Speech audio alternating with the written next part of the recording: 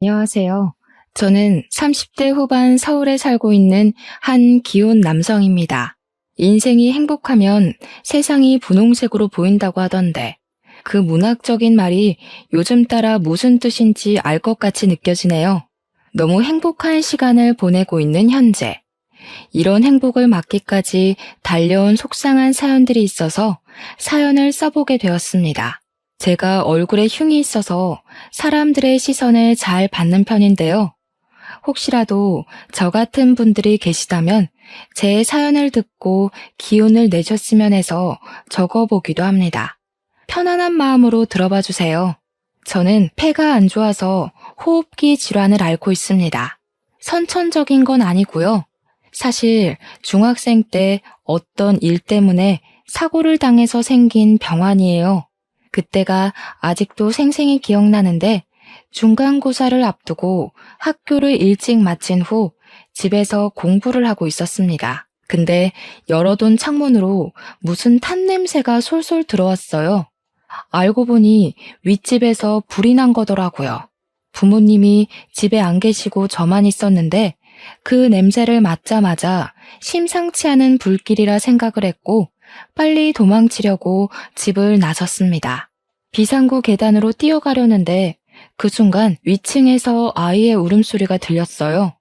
솔직히 망설이지 않았다면 거짓말입니다. 하지만 학교에서 배운 도덕 때문인지 그 나이에는 정말 어른이라면 상상도 하지 못했을 용기가 생겨서 문득 저만이 그 아이를 구할 수 있다는 생각에 사로잡혔었어요. 그래서 한 10초 고민하다가 위층으로 뛰어 올라갔습니다. 위층에는 제가 있는 아래층보다 훨씬 검은 연기로 가득했어요. 불길의 근원지가 잘 보이지 않았을 정도였습니다. 그 와중에도 저는 아이 울음소리만 찾아서 자세를 낮춰 기어갔고 열린 현관문 앞에 주저앉아서 기침을 하고 있는 아이를 발견했어요. 아이는 숨이 넘어갈 듯 울면서 기침을 했습니다. 저는 서둘러 그 아이를 안고서 비상구로 돌아갔어요. 당시 제 눈에 보인 건 아이밖에 없었기 때문에 아이 부모가 집안에 있었는지 어디 있었는지 모르고 그냥 나와버렸습니다. 다행히 아이 부모님은 소방관으로부터 구조가 되어서 실려 나왔어요. 연기 때문에 질식만 했지 숨은 붙어 있었습니다. 그날 저는 5살 아이를 구했다는 것에 소방관들과 이웃들에게 엄청 칭찬을 받았고 뜻하지 않게 시민상도 수여를 받았어요. 사람을 구한 건 기쁜 일이었지만 역시 무모한 짓에는 대가가 따르는 법인가 봐요. 제가 그날 연기 속을 그냥 뛰어드는 탓에 폐가 많이 손상되어서 호흡기 질환이 생겨버렸어요. 이마에도 화상으로 인한 영구적인 흉터가 생기고 말았고요. 근데 그 흉터가 좀 보기 흉해서 저는 항상 앞머리를 좀 길게 내리고 다녔습니다. 하지만 후회한 적은 없었어요. 그래도 한 생명을 구한 셈이잖아요. 아이도 구했고 아이가 무사히 부모 품에 돌아갔고 아이 부모도 탈없이 깨어났고 다 괜찮았는데 한 가지 예상치 못한 문제가 있었어요. 바로 그 아이의 부모 되는 사람들의 문제였죠. 딱히 그 집에 감사 인사를 바란 건 아니었지만 그래도 우리는 이웃이고 제가 아이의 목숨을 살린 것이니 솔직히 아이 부모님께서 인사를 올 줄 알았습니다. 이건 사실 저희 부모님 생각이었으나 저 또한 부모님이 그렇게 말씀하시니 아이의 부모님의 태도가 좀 아쉽기는 하더군요. 심지어 부모님은 제가 다치기까지 해서 더 화를 내셨는데 거기다가 아이 부모님께서 다 탄 집을 복구해놓고 바로 이사를 가버렸어요.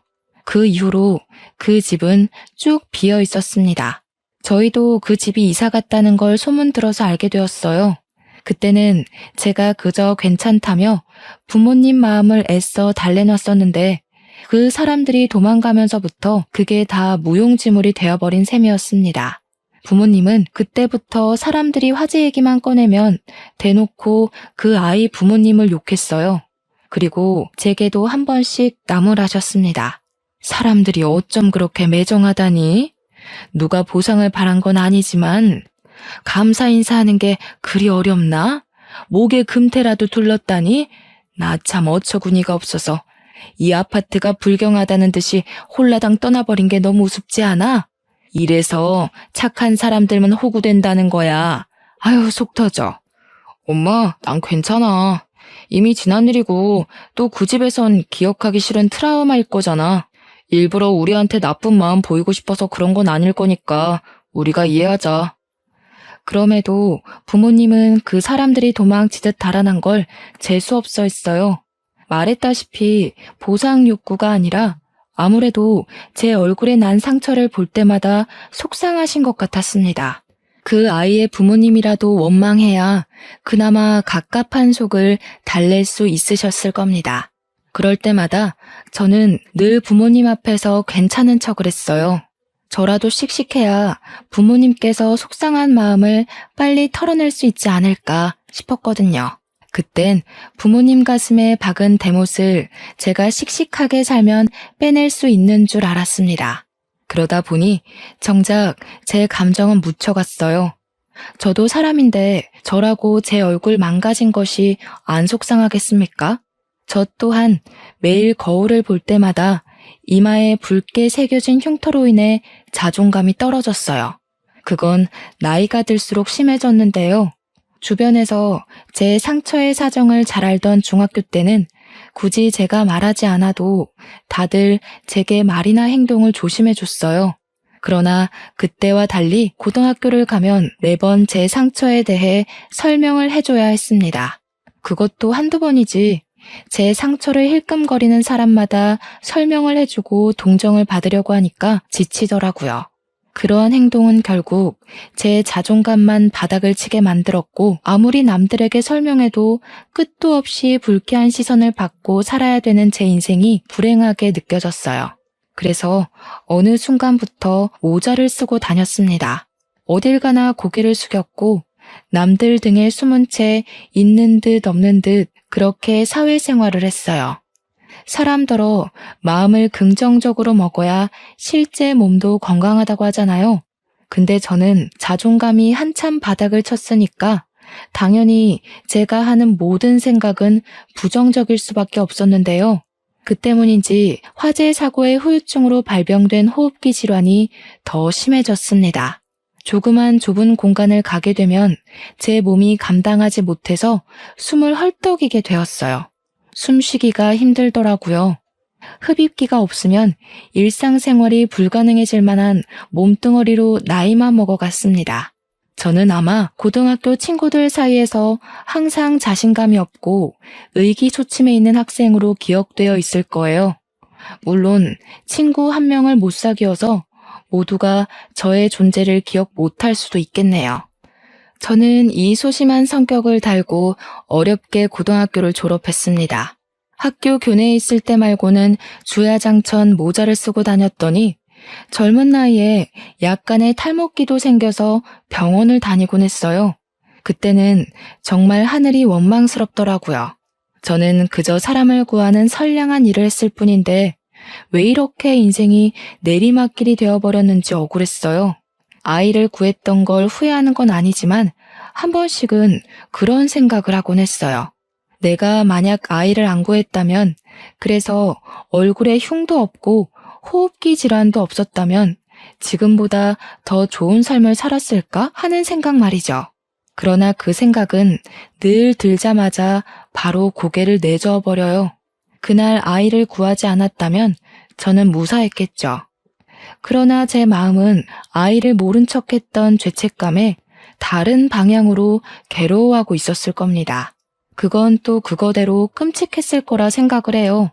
차라리 내가 소심해지는 걸 택하는 바람에 제 일생이 이렇게 이어져 오는 걸 저는 원망도 할 수가 없었습니다. 그렇게 누구의 탓도 하지 못하고 저만 수면 아래로 가라앉고 있는 기분을 감당했어요. 저는 대학 입시도 포기하고 35살까지 10년 넘게 배달 아르바이트나 하면서 살았어요. 고등학교 다닐 때 얼굴 가리기 바쁜 데다가 그렇게 엉망인 속을 가지고 있었는데 어떻게 공부를 제대로 했겠습니까? 대학을 들어갈 성적에 못 미치기도 했지만 한편으로는 대학을 가서 또 제 흉터를 새롭게 볼 또래 친구들의 시선을 견딜 자신이 없었어요. 그래서 되는 대로 시작한 아르바이트가 오토바이 배달이었는데 제가 처음으로 혼자 노력해서 이룬 것이 원동기 운전면허 따는 것이었습니다. 부모님은 제가 공부를 안 하고 돈을 버는 것에 대해 마음이 안 좋으셨지만 부모님 눈에도 제가 많이 음울해 보였는지 하고 싶은 걸 하게 내버려 두셨어요. 아무래도 제가 괜찮다고 하는 걸 믿지 않았던 모양이에요. 역시 자식만 보는 부모님 눈은 못 속이나 봅니다. 저는 이왕 시작한 아르바이트를 잘 해내려고 했어요. 그러나 뭐든 처음엔 실수가 있는 법이더라고요. 제가 그만 교통사고가 나버렸지 뭡니까. 음주 차량인지 뭔지 차선을 벗어난 차를 피하려다가 전날에 온 빗물에 오토바이가 미끄러져서 온몸이 쓸리는 사고를 당했어요. 저는 그대로 바닥에 쓰러졌고 주변 사람들의 신고로 구급차를 타고 응급실로 가게 되었습니다. 다행히 어디 부러진 곳은 없었어요. 찰과상만 생긴 상황이라 저는 의식을 잃지도 않았고 그 때문에 굳이 부모님께 이 사실을 알리지도 않았습니다. 그런데요, 제가 거기서 뜻밖의 인연을 만나게 되었어요. 한 번도 뵌 적 없는 응급실 간호사였는데요. 그 응급실 간호사가 신규였는지 엄청 뚝딱거리더라고요. 제가 아플까봐 과하게 조심히 드레싱 해주는데 솔직히 엄청 귀여워서 눈길이 계속 갔습니다. 토끼같이 생겨서는 하나 할 때마다 아프면 말해달라는 말을 반복하더라고요. 그 모습이 되게 예뻐 보였어요. 그래서 저도 모르게 생각지도 못한 용기가 튀어나가 버렸습니다. 실수로 저녁 같이 먹을 수 있냐고 말을 걸어버린 거예요. 말을 뱉자마자 저 또한 깜짝 놀라서 실언을 했다고 말을 정정했는데 정작 간호사한테서 오는 대답은 저를 더 놀라게 만들었습니다. 간호사가 활짝 웃으면서 너무 좋다고 그러자고 하는 거 아니겠습니까? 자기 퇴근 시간 얼마 안 남았으니까 저더러 멀리 가지 말고 근처 카페에 있어달라고 하대요. 갑작스레 잡힌 낯선 느낌에 좀 많이 얼떨떨했습니다. 그래서 저는 본의 아니게 마음에 드는 간호사분과 저녁을 먹는 찬스를 얻게 되었어요. 그 간호사는 대화를 나눠보니 더 괜찮은 사람이었습니다.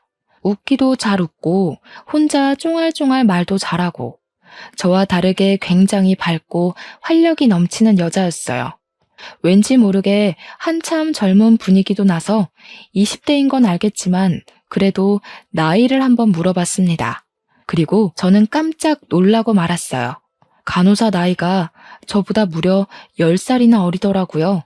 그 사실을 알자마자 속으로 좋아했던 마음을 접어버렸습니다. 35살 먹은 아저씨가 감히 25살한테 마음을 품다니 스스로 죄책감까지 느껴졌어요. 그래도 착한 간호사분은 저한테 또 어디 아프면 자기한테 물어보라고 전화번호까지 내주었습니다.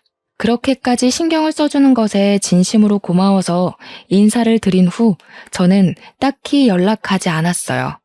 감히 찝쩍거리는 아저씨로 보일 테니까 차마 그럴 수가 없었습니다. 그렇게 한 달 지났는데요. 여전히 오토바이 배달을 하면서 시간을 보내던 중에 간호사한테서 먼저 연락이 왔어요. 겨우 한번 본 게 다니까 그리 반가운 사이는 아닌데도 저는 왠지 모르게 마음이 들떴습니다. 문자는 오늘 시간 되냐고 시간 되면 저녁 같이 먹자는 내용이었어요. 그 연락을 보자마자 저는 한동안 아무런 생각도 할 수가 없었습니다. 벙쪘다는 기분이 이런 건가 싶었어요. 저녁 먹을 이유가 없는데 왜 나한테 이런 연락을 하셨나 이해가 안 갔거든요. 그런데 간호사는 제가 답을 주지 않아도 한 번 더 문자를 보내왔습니다. 저녁으로 소고기 먹고 싶다고 한우 맛집에 같이 가자고 하더라고요. 너무 감사한 제안이지만 솔직히 저는 좀 부담되었어요.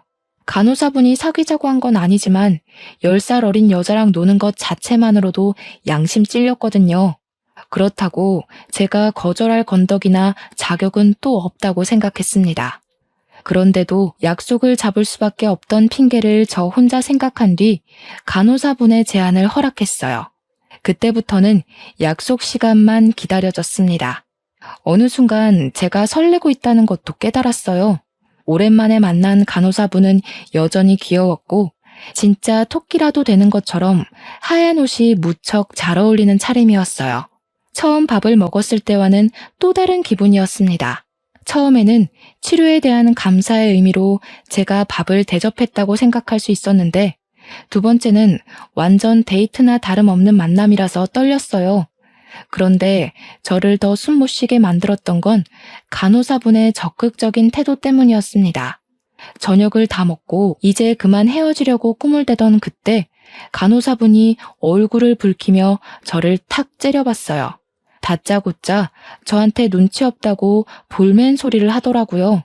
지난날 폰번호를 줬던 걸 언급하더니 그게 진짜 내 건강을 위해서 준 거 같냐고 따지듯 묻는 거 아니겠습니까? 그러면서 저더러 여자 안 사귀어 봤냐고 옷소리냐고 하네요. 그때 제가 했던 말이 죄송하단 말이었는데 그것 때문에 그분에게 한동안 놀림을 좀 받았었습니다. 그게 못소린 저를 놀리는 말이긴 해도 어찌 보면 간호사가 제게 고백한 것과도 같아요. 솔직히 나이 차이를 생각하면 거절하는 게 맞지만 저는 그러지 못했습니다. 제가 좋아하는 분이 먼저 용기를 내주셨으니 저도 마음 가는 대로 받아들이는 게 예의라고 생각했거든요. 그렇게 저는 남들에게 함부로 말하기 어려운 10살 터울 커플이 되었습니다. 제 인생 첫 연애가 그렇게 시작이 되었어요. 예비 신부가 된 그녀는 연애를 하면서도 애교 많고 저한테 더 잘해주려고 노력하는 게 보였어요. 저도 예비 신부에게 받는 성의를 최선을 다해 보답해 주려고 했죠. 그런데도 한 번씩 찾아오는 현실 타격은 저를 기죽게 만들었습니다. 솔직히 나이 차이를 받아들이기가 미안하더라고요. 둘 다 성인이긴 해도 괜히 제가 죄를 짓는 기분이 들었다고나 할까요?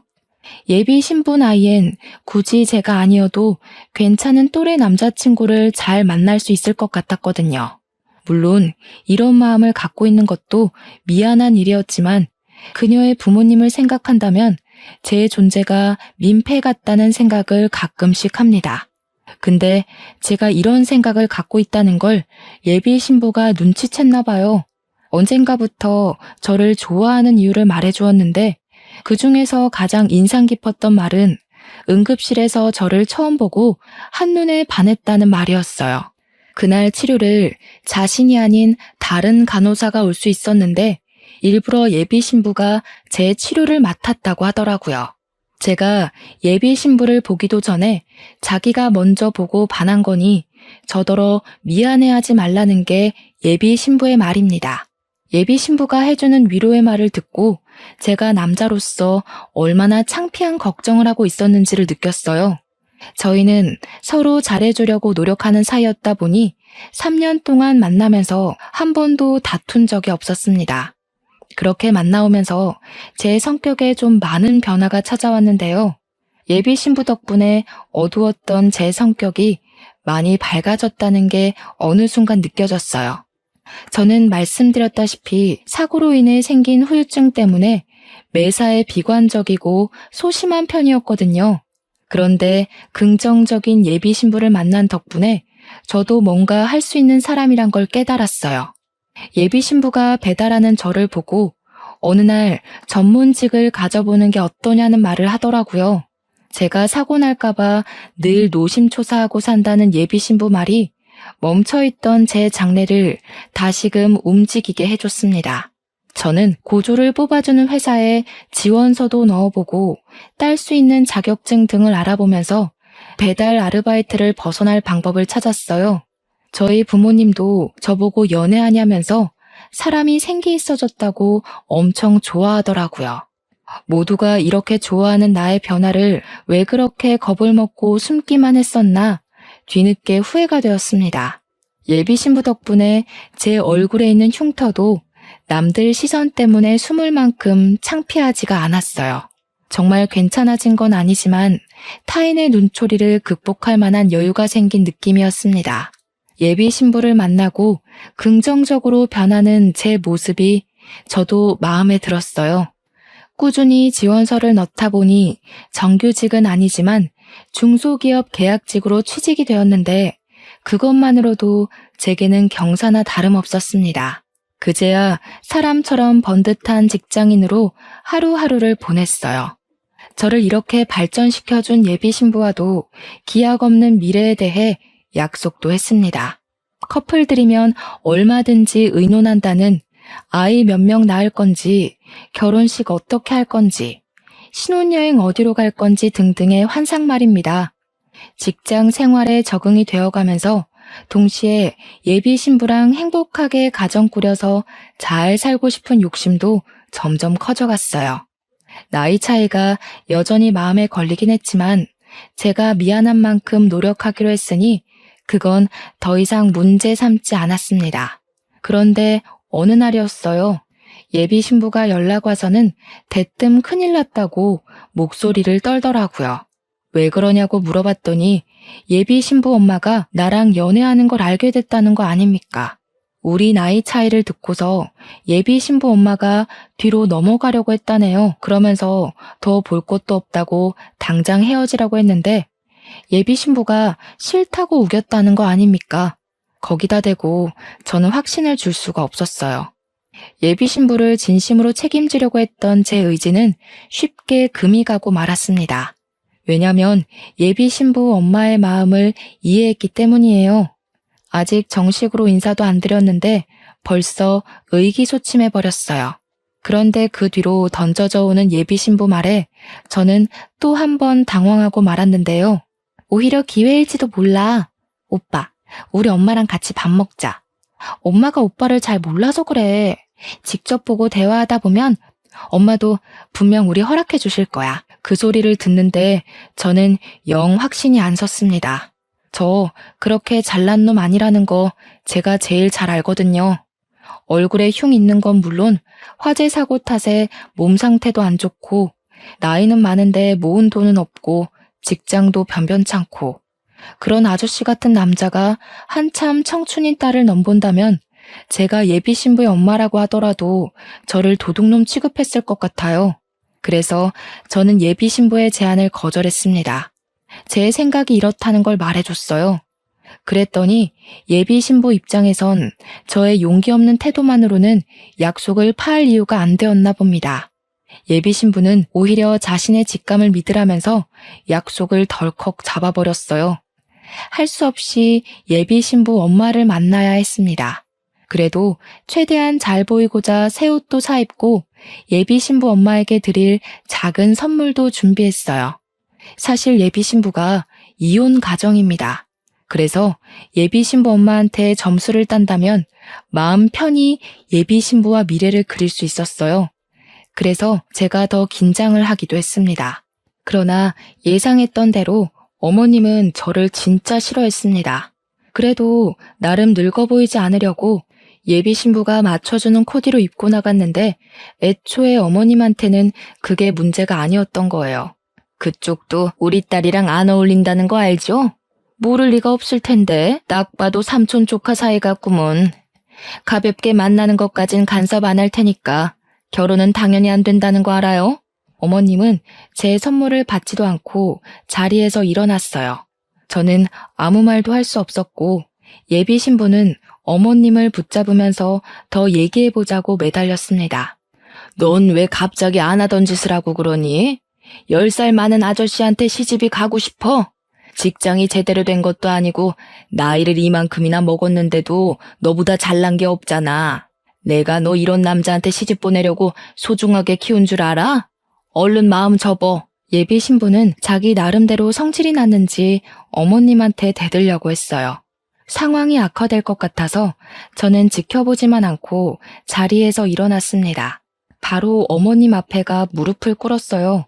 제가 많이 부족하고 못난 놈인 거 압니다.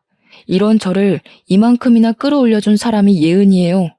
예은이는 저를 살려준 거나 마찬가지입니다. 어머님, 저 예은이를 위해서라면 제 목숨 내놓고서라도 뭐든 다 할 수 있어요. 어머님이 어떤 마음으로 저희를 반대하는지 알지만 저 한 번만 믿어주시면 안 될까요? 양심이 없어도 너무 없네. 이게 무릎 꿇는다고 될 일이에요? 나한테는 내 자식 인생이 걸린 일이라고요. 아니 그리고 사정을 할 거면 그 얼굴에 흉터나 수술하고서 나타나던가. 아까부터 거슬려 죽겠네. 우리 딸이 밥 한 번 먹자고 떼를 쓰는 바람에 한번 와본 건데 그쪽 얼굴 보니 더더욱 아닌 것 같네요. 나 마음 바꿀 생각 없으니까 웬만하면 얼른 헤어지세요.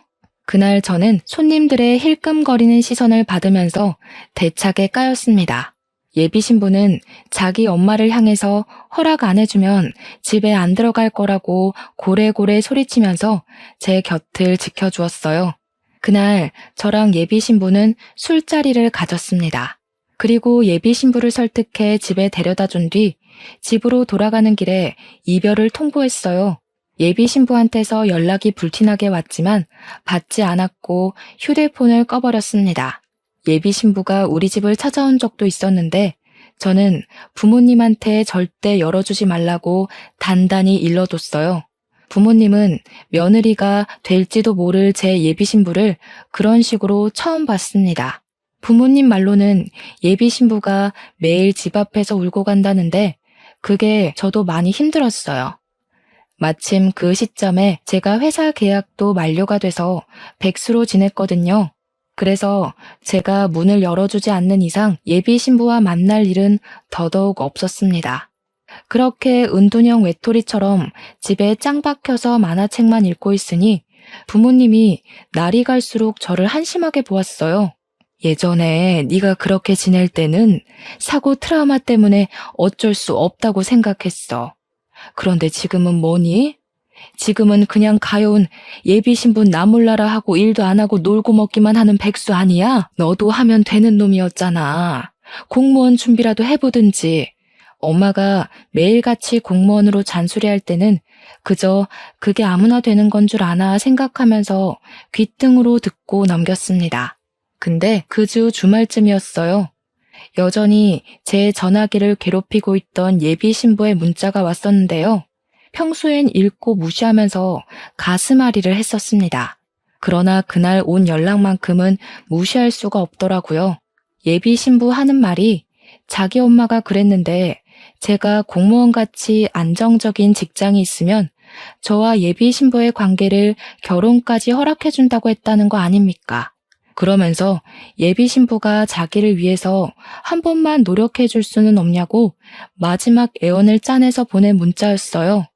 그때부터 저는 다시 희망을 갖고 바로 다음날 공무원 시험 준비에 돌입했습니다. 예비 신부한테 답장도 해줬어요. 공무원 합격하면 그때 당당하게 만나겠다고 당장은 만남을 미뤘습니다. 그렇게 9개월 동안 정말 앞만 보고 달렸어요. 제가 공무원 한다고 하니까 부모님이 적극적으로 지원해 주셨습니다. 덕분에 9개월 만에 9급 공무원 합격이란 영광을 얻게 되었어요. 우리 엄마가 엄청 좋아하더라고요. 그거 보라면서 하면 되는 거 아니냐고 말이죠. 기쁜 건 저도 마찬가지지만 엄마한테 한 가지 미안한 게 있었는데 사실 제가 이 공부를 예비 신부 때문에 한 거잖아요. 본의 아니게 찬물을 끼얹은 셈이었지만 말했습니다. 엄마, 사실 예비 신부가 시켜서 공무원 공부 시작한 거야. 미안해. 엄마 아들 진짜 호구 같지? 아이고, 부모보다 예비 신부가 더 좋냐? 도대체 얼마나 대단한 아가씨길래 그래? 얼굴은 참 앳되고 예쁘게 생겼던데 결혼할 거니? 그럼 빨리 좀 소개해줘. 보니까 너 못지않게 아가씨도 우리 아들 많이 좋아해주는 것 같은데. 어쨌든 엄마는 며느리로 합격이다. 부모도 못 바꿔놓은 너를 변화시켰으니 당연히 합격이지. 오, 고마워. 근데 있잖아. 엄마도 나를 도둑놈이라 생각할지도 모르겠는데 사실 예비 신부가 나보다 10살 어려. 어머, 뭐? 우와, 우리 아들 능력이 그렇게나 좋았어? 도대체 어디서 그렇게 예쁘고 참한 아가씨를 꼬셨대? 우리 아들도 이 엄마한텐 물가에 내놓은 애 같은데 그 아가씨는 완전 아기 같겠다. 엄마가 딸이 너무 갖고 싶었거든. 너무 기대된다. 언제 밥 먹을까? 제 얘기를 들은 엄마는 좀처럼 들뜬 마음을 감추지 못했어요. 10살 차이라고 말해줘도 별로 놀라는 기색도 없었습니다. 아무래도 10살 어린 배우자 집안이 좀 더 타격이 크겠죠. 아무튼 그래서 예비 신부와 재회를 하자마자 얼떨결에 저희 집 인사 날짜도 정해버렸습니다. 부모님한테 예비 신부를 인사시켜 주었어요. 그랬더니 엄마가 상상 이상으로 예비 신부를 너무 좋아해줘서 제가 다 민망했습니다. 그럼에도 말릴 수 없었던 건 예비 신부 또한 저희 부모님을 너무 좋아해줬기 때문이었어요. 양쪽 다 초면인데도 예비 신부는 마치 우리 집에 몇 번 와본 사람처럼 해맑게 부모님 뒤를 쫓아다녔습니다. 그런 예비 신부가 너무 사랑스러웠는지 엄마는 끝내 파격적인 제시를 했어요. 예은이가 우리 집 식구만 돼주면 이 엄마가 집도 바로 해줄 수 있어. 너희 아직 집 살 만한 돈 못 모았잖아. 합가는 불편하니까 꿈도 꾸지 말고 신혼 분위기 제대로 즐기게 바로 분가해라. 좀 당황스러워서 저도 모르게 엄마가 무슨 돈이 있어서 집을 해준다고 하냐고 조용히 물었는데요. 제가 몰랐던 사실이 하나 있더라고요. 엄마가 외할아버지한테 받은 아파트가 있는데 여태 그걸 월세 주면서 갖고 있었대요. 계약 기간 끝나면 저희더러 들어가서 살라고 하대요. 너무 좋아요, 어머님. 그 아파트 정말 비싼 곳 아니에요? 저희 집 형편으로도 감히 꿈도 못 꾸는데 정말 감사합니다. 제가 남편복, 시댁복을 단단히 타고났네요. 저는 저도 몰랐던 엄마 재산을 알고서 벙쪄있느라 잠시 아무 말도 못했습니다. 그 와중에 예비 신부는 너무 좋아하면서 빨리 결혼하고 싶다고 하는데 그걸 보니까 솔직히 저도 결혼이 막 기다려지더라고요. 그래도 아직 한 가지 걱정되는 건 예비 신부 엄마였어요. 혹시 내가 공무원 못 해낼 거라 생각해서 예비 신부랑 영영 떼어놓으려고 그런 제안을 한 건 아닌가 싶었거든요.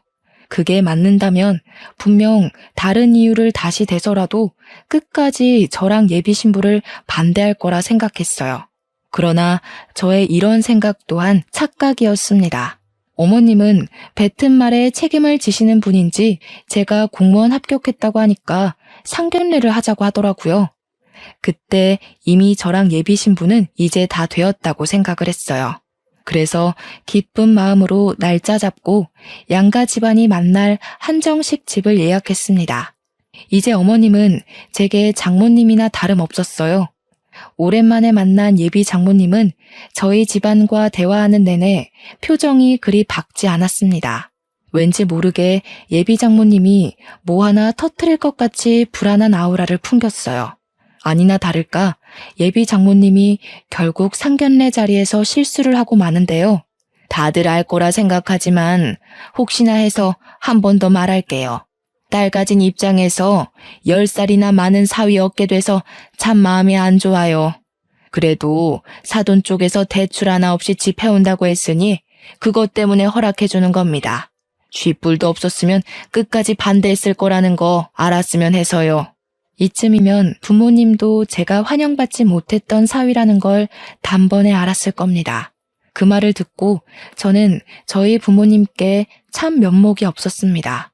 내가 못나서 내 부모님까지 욕먹게 하는구나 싶었어요. 예비 신부가 뒤늦게 예비 장모님을 말렸지만 그건 이미 찬물 끼얹은 분위기를 더 얼게 만드는 일밖에 안 되었어요. 저는 차마 부모님을 볼 수가 없어서 고개를 들지 못했습니다. 그때였어요. 엄마가 제법 차분한 목소리로 예비 장모님의 실언을 가볍게 받아쳤습니다. 알지요. 저도 딸은 없지만 딸 가진 부모 입장에서 얼마나 아깝겠어요. 근데 세상에 아깝지 않은 자식이 어디 있겠습니까? 제 입장에선 며느리 될 아이가 너무 이쁘긴 하지만 저도 제 아들 보내는 거 당연히 아까워요. 제가 얼마나 애지중지 키웠다고요. 그러니까 사부인도 이왕 결혼 허락하기로 마음 먹었으면 서로 잘 지내보도록 노력합시다. 엄마 말에 예비 장모님도 뭔가를 느꼈는지 아무 말이 없었습니다. 조용히 고개만 끄덕이셨어요. 그런데도 예비 장모님은 계속 제가 마음에 안 들었나 봐요. 계속 사람을 시험해 보려는 느낌이 없지 않아 있었습니다. 이번엔 이마에 흉터로 딴 쪽을 걸었거든요. 참, 아드님이 흉터가 있던데. 어릴 때 사고를 좀 크게 쳤나 보죠? 얼마나 까불고 다녔으면 얼굴에 상처가 있어요? 웬만하면 성형외과를 데려가시지 보기 흉하게. 이제 우리 딸이랑 결혼하는데 우리 딸까지 괜히 욕먹는 거 아닌가 몰라요. 제가 못마땅하니까 예비 장모님 말투는 할 수 없이 삐딱하게 나왔어요. 그걸 알면서도 저는 이 결혼이 하고 싶었습니다. 온전히 사랑하는 예비 신부 때문이었죠. 근데 제가 욕먹는 게 곧 부모님을 욕보이는 것과 같다고 생각을 하니 그건 좀 참기가 힘들더라고요. 솔직히 예비 장모님이 조금만 더 무례하게 굴면 자리를 파할 생각까지 했습니다. 그런데 이제부터 정말 생각지도 못한 사실이 밝혀졌어요. 아니요, 흉터는 저희 아들이 까불다가 그런 게 아니고요. 사람 구하다가 생긴 겁니다. 옛날에 어린아이를 불길에서 구하다가 얼굴에 화상 입고 폐도 좀 안 좋아요.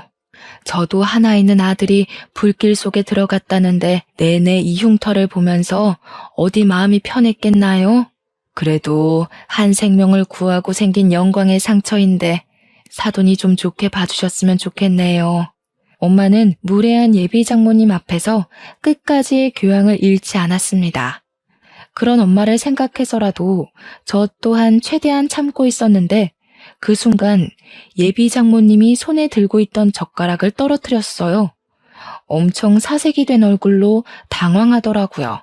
그러면서 저희 엄마한테 묻는 말이 그 사고가 났던 아파트가 어디 아파트였냐고 묻는 거 아닙니까?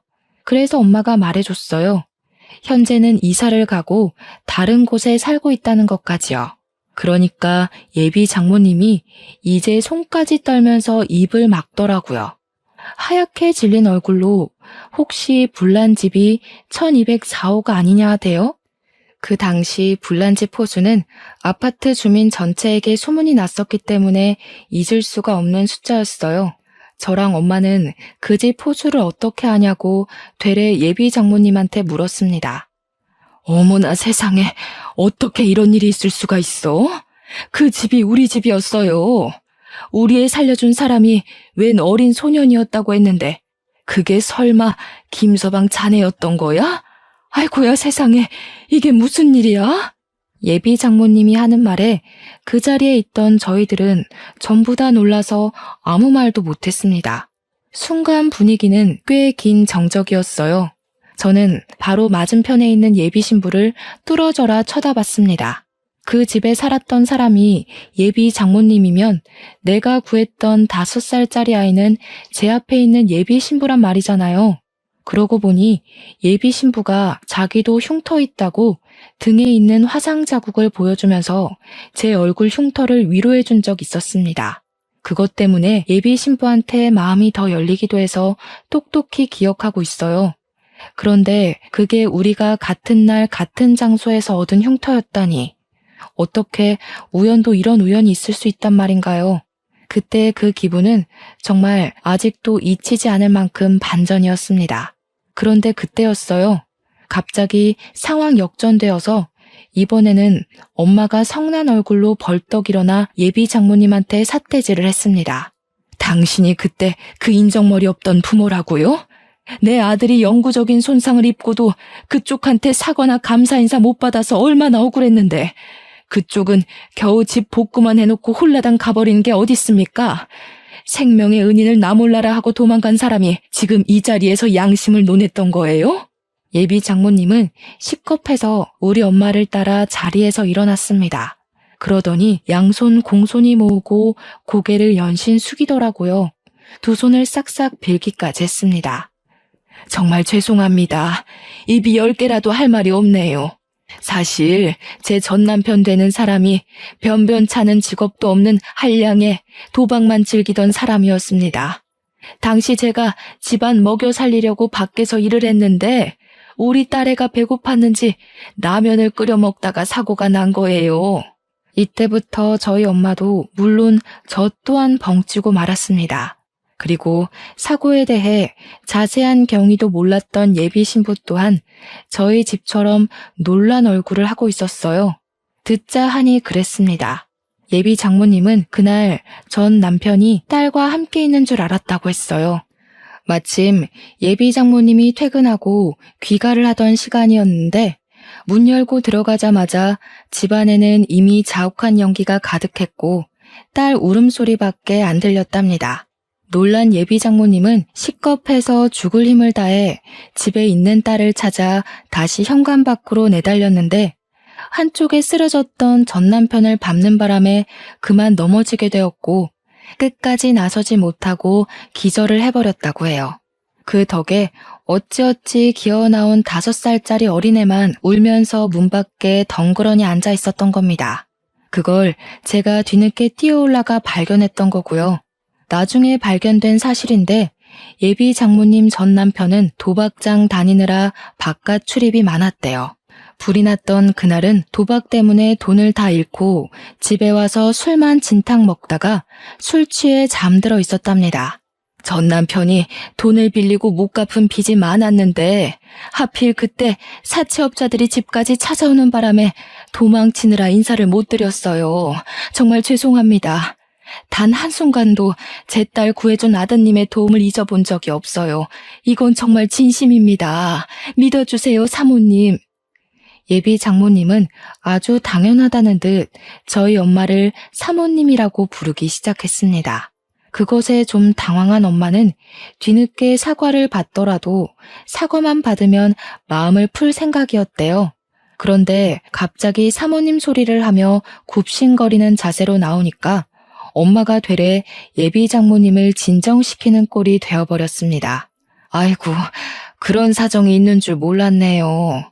사정이 여의치 않아서 인사를 못했을 텐데 제가 참 생각이 짧았습니다. 제 아들이 그 사고 때문에 많이 힘들어해서 저도 많이 예민했어요. 괜찮습니다. 그리고 사모님 소리는 하지 마세요. 차돈 될 사이에 사모님이 뭐예요? 아유, 당연히 사모님이죠. 저한테는 제 딸밖에 없어서 제 딸 목숨이 곧 제 목숨이거든요. 제가 저를 살린 은인 집안을 알아보지 못했네요. 너무 죄송하고 정말 감사합니다. 평생 이 은혜 보답하면서 살게요. 저희 집은 살아생전 다시는 받지 못할 감사 인사를 뜻하지 않게 38살이 넘어서야 받게 되었습니다. 기분이 정말 이상했어요. 그리고 저는 그 순간 마법이라도 걸린 것처럼 장모님의 무례했던 행동들이 모두 이해가 되었습니다. 제가 예비 장모님의 전 남편과 조금이라도 비슷한 구석이 있을까봐 더 꼼꼼하고 예리하게 살피고 싶었겠죠. 김서방한테도 내가 정말 미안해. 우리 전 남편이 직업도 없이 도박에 빠져서는 가족도 버리고 알코올 중독 신세로 살다가 결국엔 도망을 갔어. 내 딸까지 그런 고통을 겪게 하고 싶지 않아서 더 깐깐하게 사위를 고르려다 보니까 자네한텐 정말 몹쓸 짓을 해버렸네. 미안하다. 예비 장모님이 제 앞에 와서까지 제 손을 붙잡고 고개를 숙이니까 괜히 잠깐 나쁜 마음을 먹었던 것이 싹 사라졌어요. 저 또한 괜찮다고 하면서 예비 장모님의 용서를 받아주었습니다. 그래도 엄마는 제가 받았을 그동안의 상처를 생각해서 경고 비슷한 말을 해주었는데요. 아무리 딸을 위한 행동이었다고 하지만 앞으로는 겉모습 가지고 사람 판단하지 말라고, 그건 딸 되는 입장에서도 존경스럽지 않은 태도란 말을 하셨어요. 그것에 예비 장모님은 그저 우리 엄마의 말을 높이 생각하면서 미안하다고 사과를 해왔습니다. 그때부터 제 인생은 본격적으로 오르막길을 타기 시작했어요. 오해 아닌 오해도 풀고 예비 장모님께 극진한 애정을 받으니 더 이상 제가 느낄 죄책감은 없었습니다. 제가 나이가 좀 있다 보니까 결혼식은 빠르게 준비가 되었고 저희는 엄마가 준비해준 아파트에 들어가 흥겹게 신혼을 시작할 수 있었어요. 그리고 공무원이 된 저는 동사무소에 일한 지 이제 막 1년이 되어 가는데요. 하루가 멀다 하고 아내랑 깨볶느라 퇴근이 너무 고파요. 이대로만 지내도 너무 즐겁거든요. 그런데 글쎄 제게 더 큰 행운이 찾아온 거 아니겠습니까? 바로 어제 우리 예쁜 아내가 저 퇴근하고 오자마자 수줍게 무언가를 내밀더라고요. 눈 감고 받으라 하길래 시키는 대로 했더니 글쎄 그게 뭔 줄 아시나요?